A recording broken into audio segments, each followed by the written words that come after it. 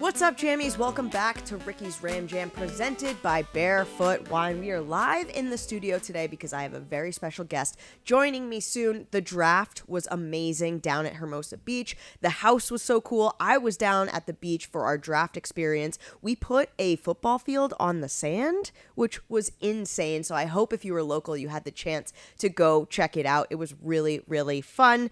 The first round, we did in fact make a pick in the first round, and it was defensive end Jared Verse, who was from Phoenix, so he actually got to fly down to be at the draft house, go to the Hermosa Beach, meet all the players, and get to be a part of this really special moment. And I want you to take a listen to this. Hey, Jared, talk to your new teammate, Braden Fiske, man. Hey, Fisk. Let's go, boy. Boy, ain't no way. Ain't no damn way. How about that? We got you two together. Oh, I told you, man. Oh, my God, bro. Can't wait to play with you again.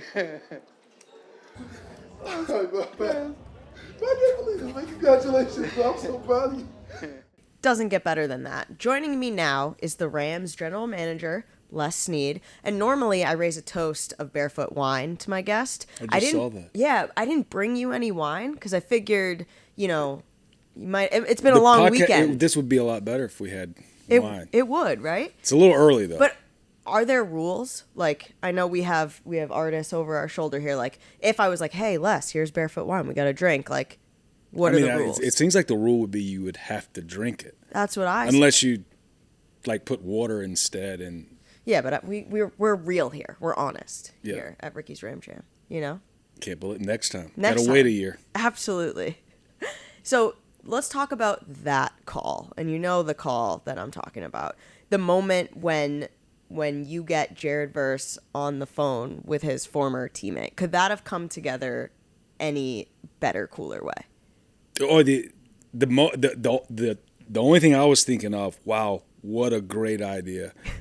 I can't believe we screwed this up. Because it was like it's not going to come together. And so the interesting thing, you knew Jared was getting there. You knew people were trying to get him there. Key is we didn't know. Just think if we'd have traded up 2 picks earlier. Right. Then the call never, and it'd have been all for naught. We'd have done all that trading up For nothing. For naught. Yeah. And then if it would have been a pick back, maybe it's perfect timing. But Right. You know what the neat thing is? I think I mentioned it. James Gladstone came up with the idea, or maybe he didn't. He's the one that passed it to me. I said, you know what? That's a heck of an idea. We're in the entertainment business, content. It's the only reason we're trading up to pick Braden.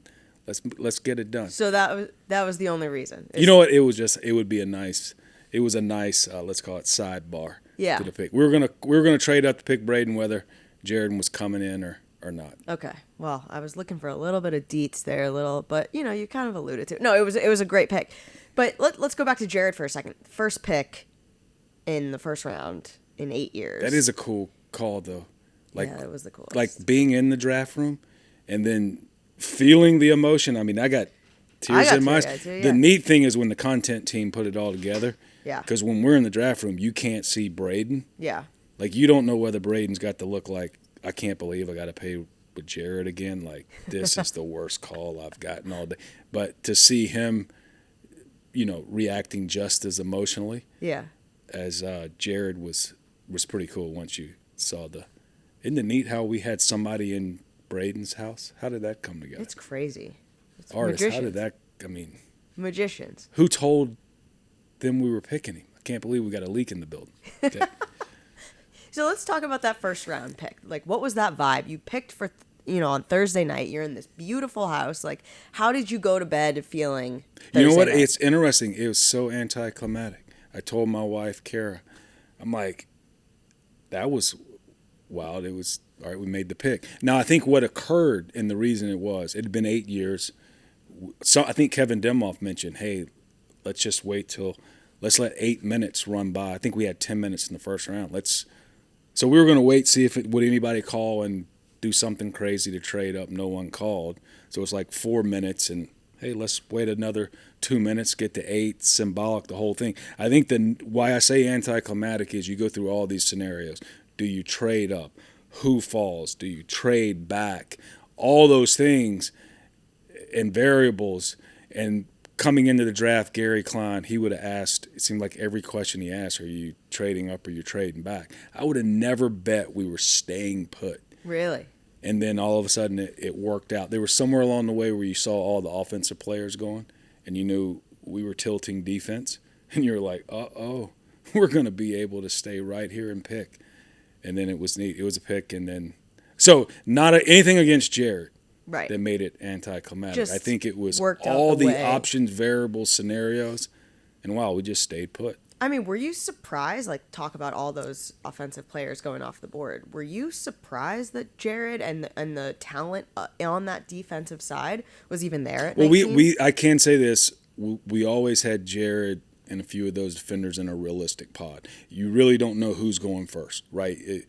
We knew that this group of players had a chance to be there. There were going to be a certain few that would get picked before or after, right? You just don't know the order. You can kind of pot them together. And I think what we all didn't know is, okay, where are the QBs going? QBs always, it's like there's two different drafts. There's a draft for every other position. I'm sure football players would say, well, there's a pay scale for QBs, and then there's the rest of us. Same in the draft, and I think I've mentioned it. When a team decides a player that's a QB has a chance to be a starter for them, they're probably going to do their best to pick that player earlier. So point being, it started with probably a 2 QB draft, and then Jaden Daniels sneaks in, and then here comes McCarthy, and then what's going to happen with Mr. Penix and Mr. Nix. We all know my story with Mr. Nix. End of the day, all 6 of those go before us, so that helped the defenders. That's crazy. And then, like you said, you took Braden Fiske in the second round, and you traded up to get him. What was that impulse to trade up to get him so aggressively? I think we had determined in the draft if as an example, which it worked out that way, if our first pick was a defensive player who played outside backer for us, we're 3-4. Yeah. So one of our outside backers, we really had an appreciation for Braden. So what we then said is, if we go OLB first, let's be aggressive to come get Braden with our second round pick. So now you go OLB and defensive tackle, and then we just continue reinforcing with the guys that we have here, BY, from like Kobe Turner, everyone else, Michael, all the players that were here, just continue reinforcing that defensive front. If we would have gone defensive, let's call it tackle, with our first pick, maybe we would have been less aggressive with trading up for Braden. But I can say, I'll break the news on the podcast, we did discuss that. What if Jared would have gone and maybe Byron Murphy would have fallen, and we take Byron Murphy there? We still thought about, hey, let's trade up for Braden. So, okay. But it worked out nicely because we get an outside linebacker and a defensive tackle instead of 2 defensive tackles. There is absolutely no replacing Aaron Donald. I mean, you just can't do it. But we've really beefed up on the defensive side. Like, how do you feel these guys can help maybe fill that void? And, like, did you get a text message from Aaron after that weekend being like, come on, man, this is great? Like, is he itching? Or, like, that's I think Aaron's enjoying his retire. He didn't text me. Okay. Might have texted someone else in the building, but I think he's enjoying retirement right now. So don't expect a text from Aaron until he's got to get bored first, right? Yeah, he's got to miss. He doesn't miss this time of year, right? Right, but it was. I think we did joke though. You're never replacing Aaron Donald. I don't think you should try. Right. If you do try, you're just getting you're never getting an A. You wake up every day and go like, we tried, we failed, we tried, we failed. Nothing against the players you pick. But it was a joke along the way as well. When we did Jared and Braden, it was like, I can't replace him with 1, but maybe 2. Right. Then we came back and got a couple other defensive linemen, front players, and it was like, well, maybe it takes 4 to replace him.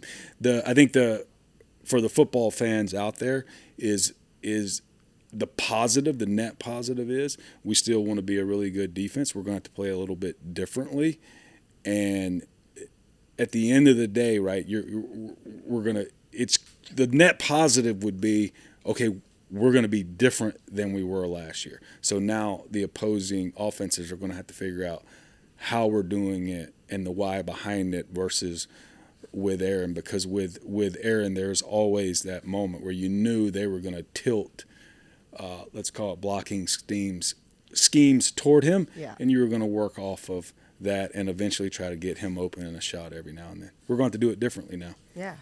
I love the challenge for you guys. On the offensive side of the ball, we drafted Blake Corum out of Michigan in the 3rd round. Safe to say the Rams have a certain running style that they've loved with Kyron, and how do you think Blake will fit into this current model? It's a lot of people have said he's very similar. They have a similar play style. They're both. Here's what I do know: they both really, really care about football. Right. That's very important on that side of the ball. Right. That's a sophisticated side of the ball, and we're relatively advanced veteran offense.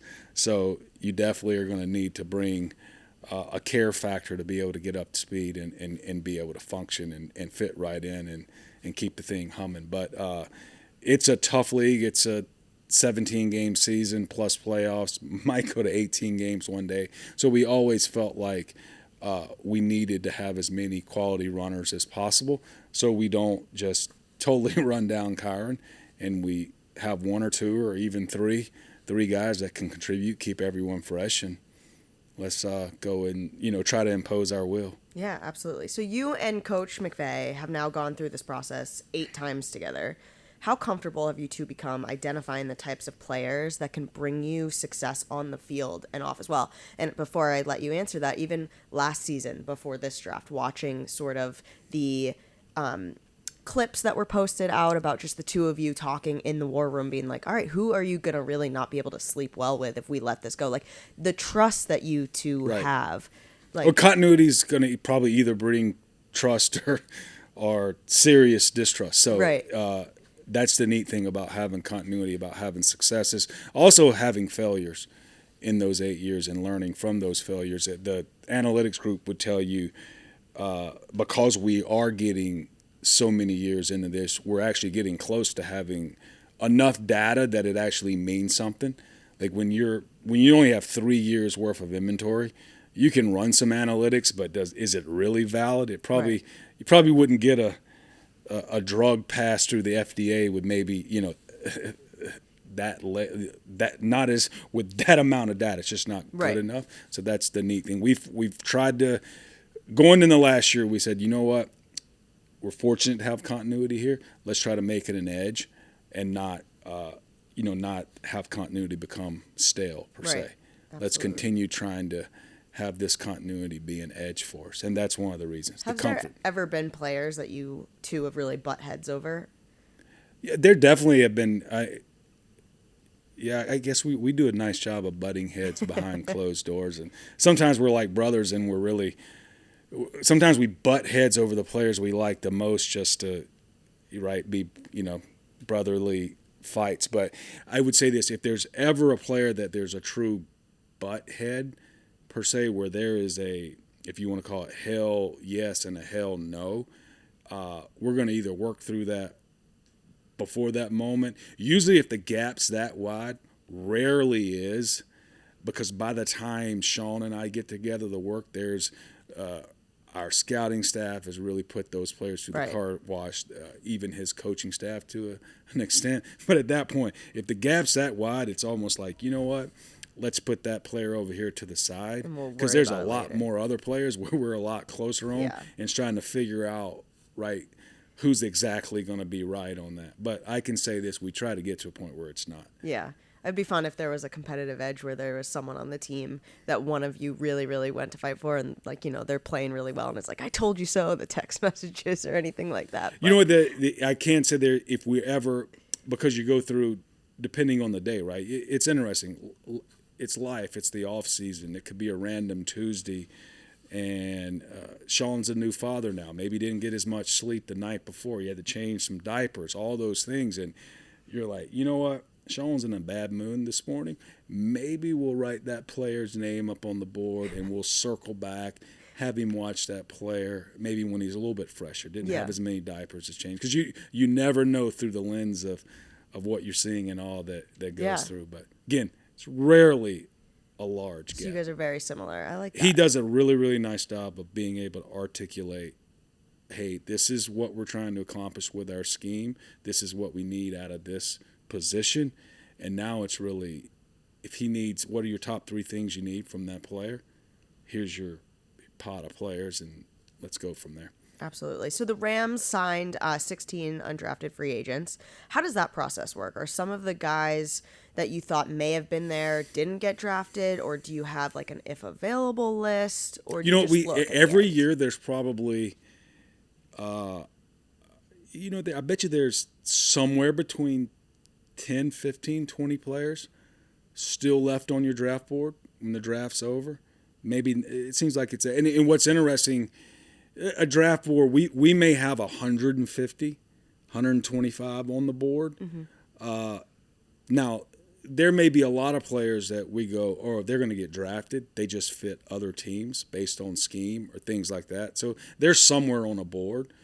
And then of the 125, there's, it's almost like there's really 50 that you're really excited about. And then there's like 25 you really want. And you think, man, the board's going to get wiped like in the first 2. And a lot of players go, but it's always at the end of the draft. There's always a few players still left. So those guys you try to sign. And then there's a subset of, we call it reality CFAs, where you probably project them not to get drafted. And a lot of our CFAs come from that pod of players where at that point our scouts and coaches through the spring are meeting with those players, interviewing those players, getting to know those players. So if they do not get drafted, we got a relationship with them and invite them to be a Ram. That's cool. That's awesome. Speaking of cool, the Zillow Draft House this year was pretty cool. Yeah, that's pretty cool. That was pretty cool. Where would be your dream place to draft? We've done all over Los Angeles. Is there a neighborhood? Is there somewhere completely different? Like, where would, when you close your eyes, like drafting for the LA Rams, where's your dream draft? Dream draft, LA, Yeah. right? Boy, there's a lot of places here. Right? Like, it's just a scenic spot that you look. Anytime you got the Pacific, and especially when it's a blue sky day. And What about like Alaska? Would you want to do the draft house in Alaska one year?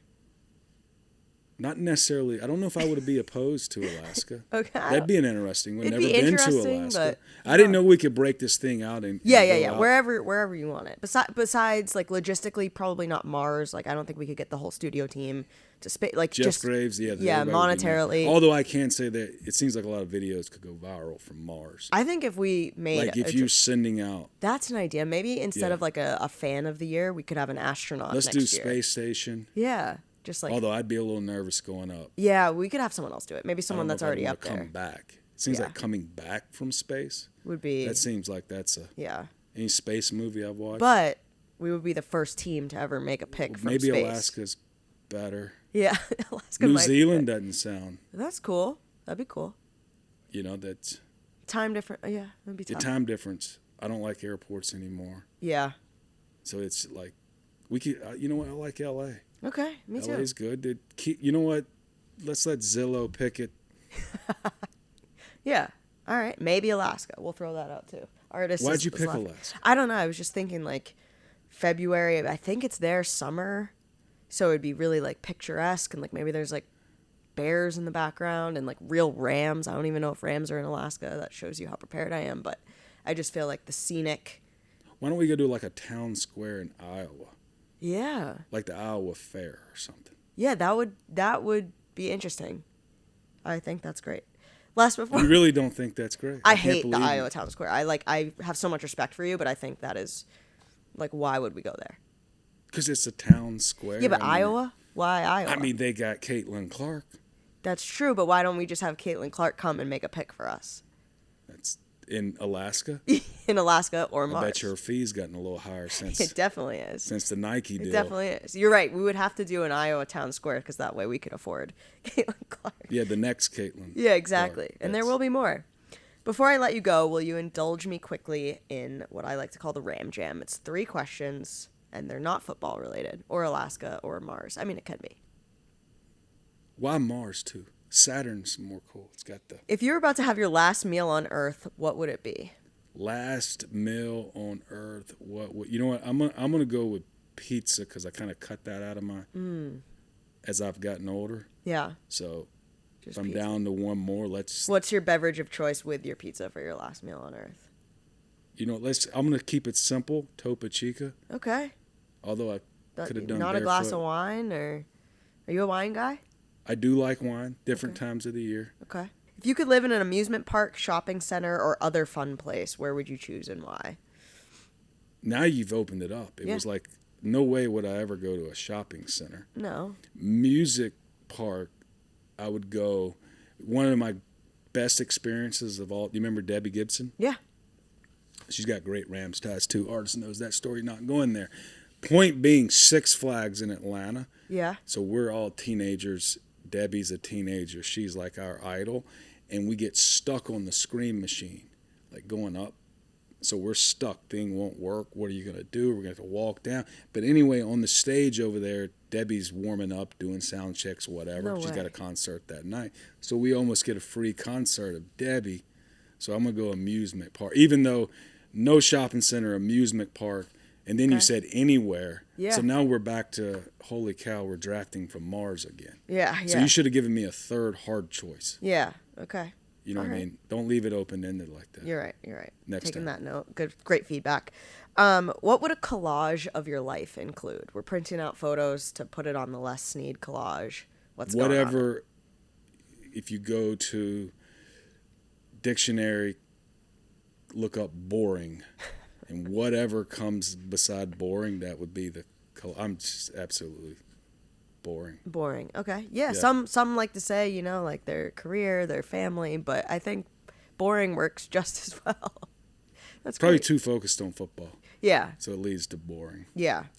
Well, I think football's really exciting, and you do such an amazing job with this team, and I'm really, really looking forward to this season. It's really different from last year with all the young guys that we brought in. It's a different it's a different mix, but it's going to be exciting. If you were going to give this season like a one-word projection, Not boring. not boring. Yes, Perfect.